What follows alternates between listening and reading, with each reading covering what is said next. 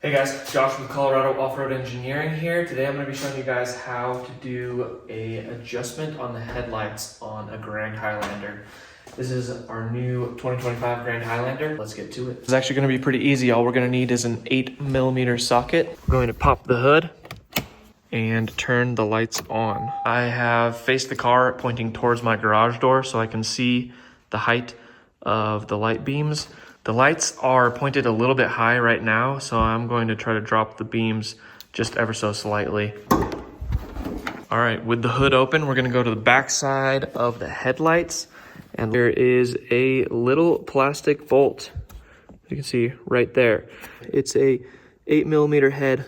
So we're just gonna put our socket onto that adjustment bolt. If we turn it clockwise to the right, that is going to drop the light beam. Then coming to the other side, we're gonna locate the same adjustment bolt. Same thing here, clockwise. Just gonna lower it.